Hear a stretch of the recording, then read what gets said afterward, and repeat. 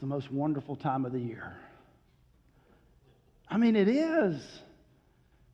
Baseball, the pennant races, college football.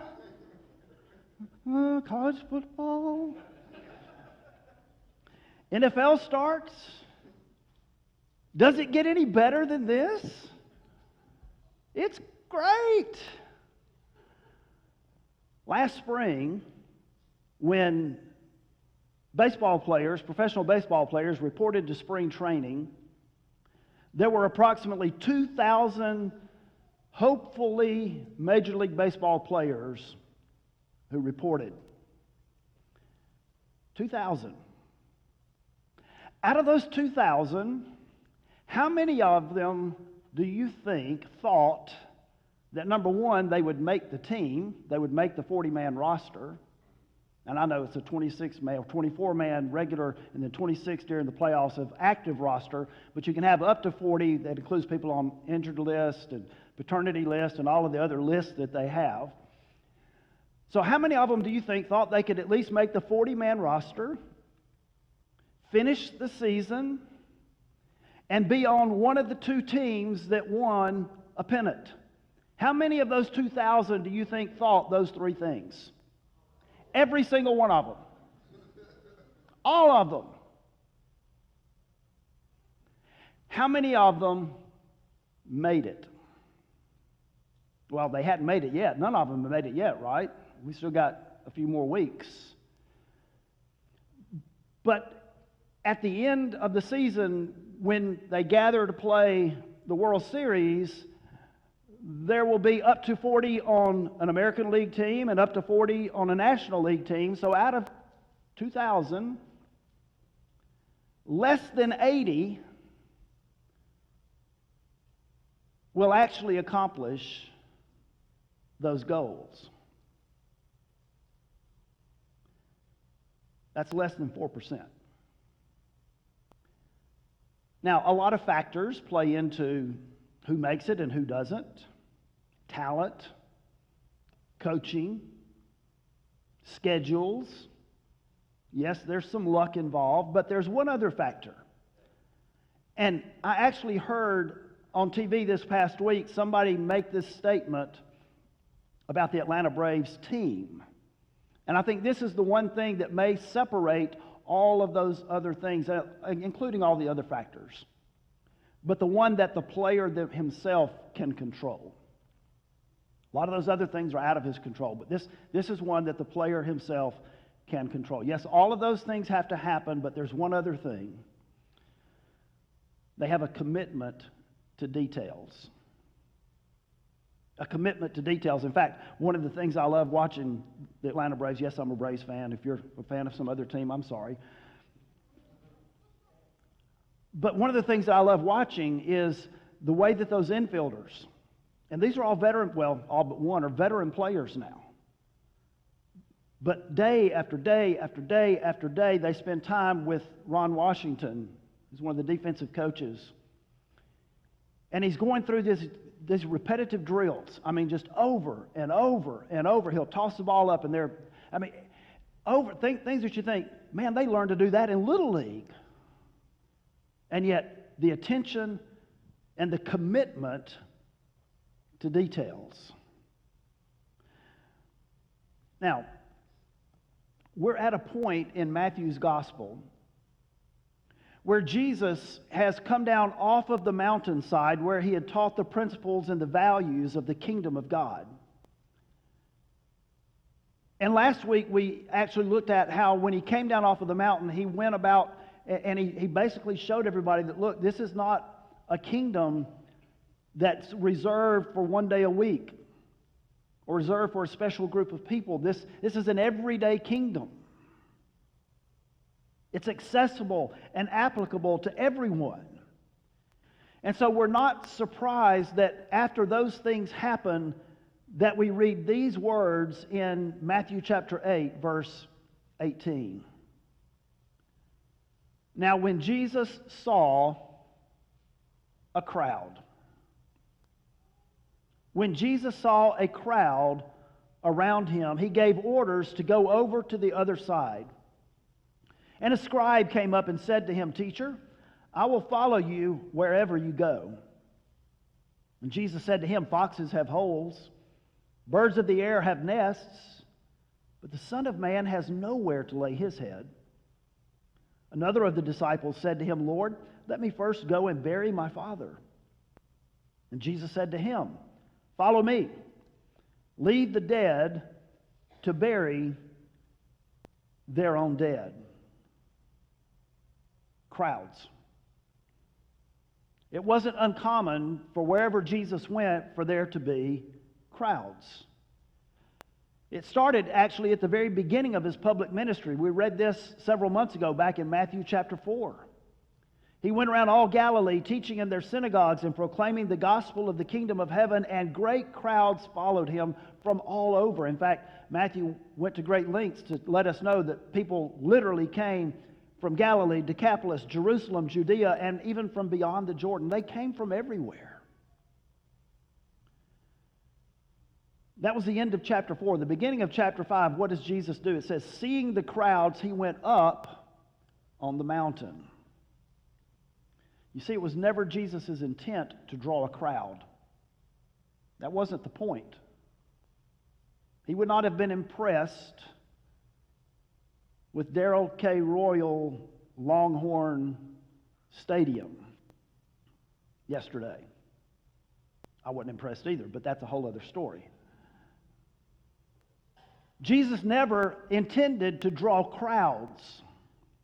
In fact, every time a crowd began to draw, we see that Jesus does something or says something that is intended to call people either out of the crowd or they have to make a decision. Seeing the crowd, he went up on the mountain. Takes some effort to go up on the mountain with him. He could have just pulled up a chair and started teaching where he was, but no, he goes up on the mountain, and up on the mountain, those who followed him, he then begins to teach them the principles and the values of the kingdom of heaven, beginning with the reality of, if you follow me, you will be persecuted. Mark it down, it's going to happen, because you're going to be going against the cultural flow. If you follow me, you will face persecution. And yet when Jesus finished these sayings, Matthew says the crowd was astonished at his teaching. And so by the time he came down off the mountain, as we saw last week, at the beginning of chapter 8, great crowds were now following him. And so by the end of that first day in Capernaum, the day that Jesus showed the kingdom of heaven was in fact an everyday kingdom, he looks around again in verse 18 and he says, there's a crowd still. It's still a crowd. It's time to do something else. It's time to get away. Every time crowd gathers, Jesus makes it more difficult for them to follow. What he's teaching them is this: look, it's an everyday kingdom, but it may not be for everyone. You've got to make the decision that you will follow. And following him is going to require a certain level of commitment. Amen. Remember the baseball analogy? 2000 report for spring training? Less than 80 will be there at the end. Everybody wants the pennant, but not everyone gets it. Everybody in those crowds wanted to be with Jesus. If they didn't want to be with Jesus, they wouldn't have been there. But at least two of them didn't have what it took to follow Jesus, or at least we assumed that they didn't. They thought they did. But you see, Jesus called for more than just being a part of the crowd. He calls them out of the crowd. He calls for commitment. And that commitment requires an uncommon sacrifice. So, here's how I picture this scene. Jesus looks around and he's like, man, there's They're still here. Okay, everybody, it's time to go to the other side. And so Jesus starts walking to the other side. And immediately, this scribe comes up to Jesus. Now, in my mind, Jesus is already walking toward the other side. So the scribe comes up and he taps Jesus on the shoulder, maybe. And he says, look, I just want you to know, I am so excited about this. I just want you to know that I'm all in. Now, let me tell you something about a scribe. Usually when we see a scribe in the life and ministry of Jesus, it's not necessarily a good thing. Why? Because the scribes and the Pharisees are usually together. You see one, you see the other. But not this time. This guy has taken at least one bold step of faith. He's not there to trip Jesus up like we usually see the scribes and Pharisees doing. He is there out of genuine curiosity. You say, how do you know that? Because he taps Jesus on the shoulder and he says, Teacher, I will follow you wherever you go. Now, Richard, Bill, Larry, this is the kind of guy that if he shows up in church, we're going to talk about it on Monday morning. And we're going to talk about how can we leverage this guy's presence to our advantage. Did y'all see who was at church yesterday? Man, Eli the scribe was there. That's incredible. We need to get some flyers printed up. We need to put out a news release that this guy was actually in church today. And Judas would have been thinking at that point, man, the offering's going to be good.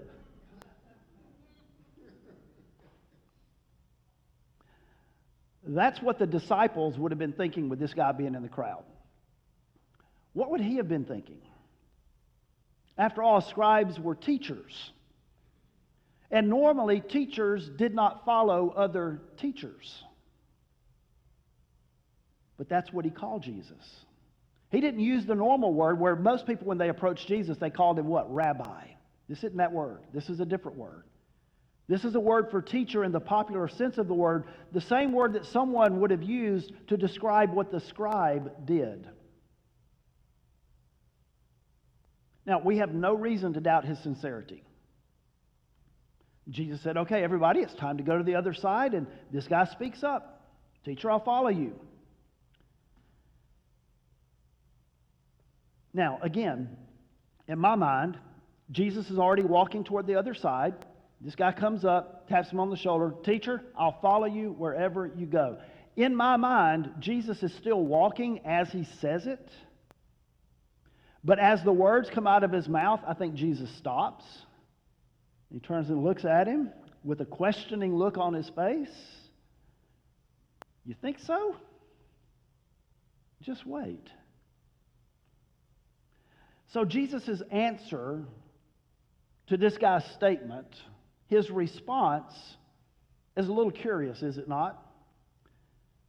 Foxes have holes, and the birds of the air have nests, but the Son of Man has nowhere to lay his head. It's full of meaning.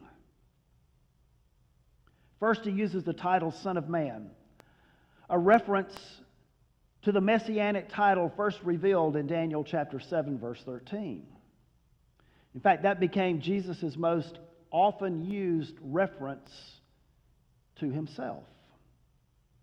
So Jesus is saying to him, first, guy, you need to know who it is you're following. Yeah, I'm a teacher, but you're not following a teacher. And I know you meant that as a sign of respect, but you're not following a teacher. You're talking about following Messiah. And furthermore, you need to understand what you're signing up for. You see, as a scribe, this guy would have had a place of prominence in the city. He would have lived in the best part of town. He would have had a really nice house. And so Jesus says to him, dude, I have less creature comforts than the creatures. Are you really willing to take on that kind of life? Are you willing to walk away from everything that you have right here in order to take on a life of uncertainty? You have security where you are. You have peace where you are. You have this comfort level where you are. You really willing to walk away from that and take on this kind of life? Are you willing to face persecution? Now remember, the whole premise of this we've talked about from the very beginning. There are two kingdoms. There's the kingdom of this world and there's the kingdom of heaven. And all Matthew is doing is posing those two kingdoms against each other. And basically what he is saying is you cannot live in both. Amen. Following Jesus requires an unusual sacrifice. I fear we fail to truly communicate that in the American church. We're affluent. What do you mean we're going to have to give up stuff? What do you mean we're going to have to sacrifice? Too often we've watered down the demands of the gospel because we wanted the crowd. Look, I'm guilty. I'm as guilty as anyone. But think of it like this. If our churches in America, if we had paid more attention to making disciples who understood what that actually meant, our churches would not have hundreds upon hundreds of church members who are AWOL. Church members that we can't find. Church members that the FBI can't find. Maybe some of them the FBI has found. Who knows? Look, following Jesus requires unusual sacrifice. It also requires an unusual priority. First the scribe and then this unnamed disciple. Now, Matthew actually uses that word disciple a little loosely here in my opinion, or at least it appears that way. Hey, Jesus, man, I want to go over with you. Man, I like what you're saying. I like what you're doing. I love the excitement of this crowd. And if you go over there, I want to go with you. But I got some stuff I got to do first. Got some family business to take care of. You understand, don't you? To which Jesus says, no, I don't. Follow me. And again, a curious, somewhat unusual statement. He says, leave the dead to bury their own dead. Now, understand, the family business that he said he had to take care of was to go home and bury his father.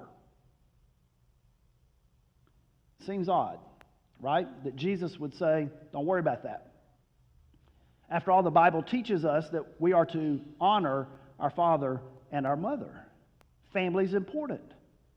But Jesus says, yes, that's important, but it's more important for you to follow me than it is to take care of family business, regardless of what that family business is. Amen. Now, there are different interpretations for what the guy was actually saying. The one that makes the most sense to us, just from our way of thinking, when my father was alive, when I was a young adult before he passed away, I didn't get up every morning and think I got to worry about burying my father. Right? You only worry about burying your father when your father's dead or really sick. That's the only time you worry about burying your father. So to us, that's what, when we read this, we're like, that's cold.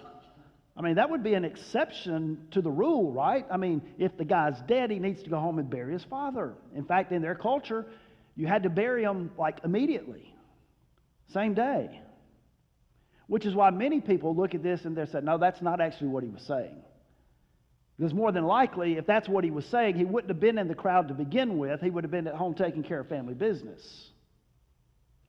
And so most people look at this, and in fact, it was a common expression in their day when you said, I got to bury my father. What you're saying is, I got to hang around in the family until we bury my father. Now, why would he say that? Because more than likely, if he was in a devout Jewish home, and he followed Jesus before his father died, he would have lost his inheritance. And so what he's actually saying is, Jesus, let me collect my inheritance, and then I'll follow you. And look, man, my inheritance is going to be good. You want me in your church when that happens? I can pay some bills. We can do some ministry together. That's really probably what the guy was thinking.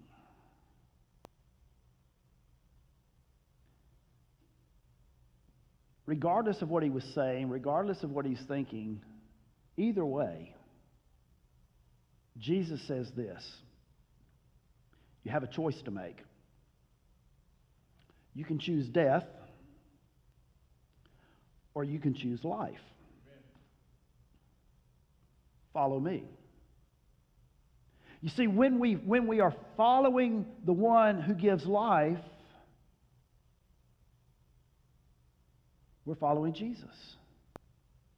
When we're following Jesus, we're following the very one who gives life. You don't have to worry about death at that point. Amen. Jesus says, I have come that you might have life. Not only life, but life abundant. Life eternal. And why should we follow him? Because he also said, I am the way, the truth, and the life, and no one comes to the Father except through me. Choose life. Follow me. Whatever it takes, follow me. Nothing in this world should take priority or precedence over following Jesus. Nothing. A friend of mine wrote about this passage. He said, family, fortune, fame, fantasies, fortitude, not even Flintstones vitamins can give you what Jesus can give you. Because Jesus can give you life. Real life. There are a lot of good things in this world. Imagine what this disciple could have done with his inheritance. A lot of good things in this world. Things that are not evil in and of themselves, but nothing, no matter how good it is, nothing should take the place of following Jesus. One writer put it like this. He said, remember, church, we must genuinely and faithfully follow Jesus. Our hearts must be devoted to him more than anything else. Truly following Jesus is more important than loving our parents, and that's important. It's more important than loving our children, and that's important. It's more important than loving our church, and that is also important. It's more important than parenting and preaching, more important than our health, our finances, our popularity, our longevity, our legacy, our notoriety, our philanthropy, our work, our play, our preferences, and our priorities. Amen. Jesus says, don't let anything get in the way of following me. It's an unusual priority, is it not? But it's what Jesus has called us to do. Jesus is first. So there are two men. That's four, isn't it? There are two men. One of these men is eager to follow Jesus. The other man is slow to follow Jesus. You say, how do you get that? Well, the first guy, Jesus had to slow him down. He said, dude, you got to count the cost before you decide to follow me. The other guy wants to follow, but he's wanting to slow the process. He's got some stuff he's got to take care of, and Jesus says, no, you got to have a priority. The time is now. Either follow me or you don't. And so what is Jesus teaching us here? He wants us to know what it means to follow him. It requires uncommon sacrifice to an unusual priority. So let's bring this home for us. And I want everyone in the room, everyone watching, to think about these questions. Question number one: where does Jesus rank in your life? Does he rank? What's most important to you? Question number 2. And to set this one up, more than likely, these 2 men did not follow Jesus. He doesn't tell us that didn't happen, but the assumption, we can infer that, I guess you would say. That these 2 guys, neither one of them followed Jesus. Maybe at best they stayed in the crowd, at worst they walked away. So it's question number 2. What would it take for you to not follow Jesus? It's closely related to that first question. What would it take for you to not follow Jesus? Question number 3. And if you thought you were safe on the first 2, you might not be safe after this one. Is it possible that you have already walked away? Is it possible that you have already stopped following Jesus? Or at least that you have slipped into the crowd and are one step from walking away altogether? Is it possible? You see, there's a deception that happens when we are part of the crowd. We're caught up in the excitement. How many of you were able to say at the end of yesterday, we won?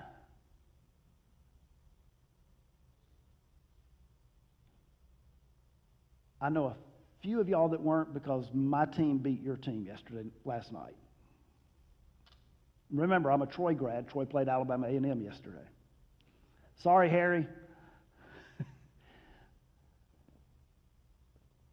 But we said, we won. There's this thing that happens when we're part of the crowd. We get caught up in the excitement of the crowd. And I got to be honest, at the end of the Alabama-Texas game yesterday, I really felt like I had played in that game. I was exhausted. We can get deceived into thinking we are part of what is taking place in the game. And when we're part of the crowd of those who are following Jesus, we can be deceived into thinking that we too are following just because we're in the crowd. Jesus says it takes an unusual sacrifice, an uncommon sacrifice to an unusual priority. Amen. Follow me. Follow me. Father, I pray this morning that for those in this room, Lord, those who maybe made the decision to follow Jesus years, if not decades ago, God, would you help us to look within ourselves and truly ask the question, am I following? Or am I just along for the ride? And Father, I pray for those who are part of the crowd that know that they need to follow Jesus. They hear the voice of Jesus calling.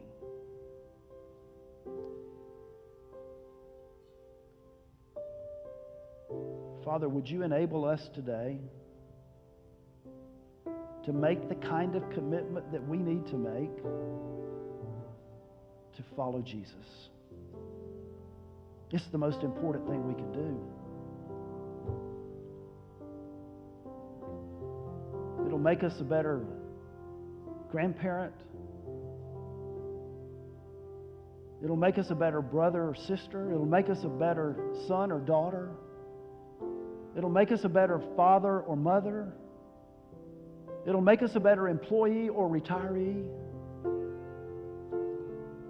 Because following Jesus changes everything. And so, God, on this morning, speak to us.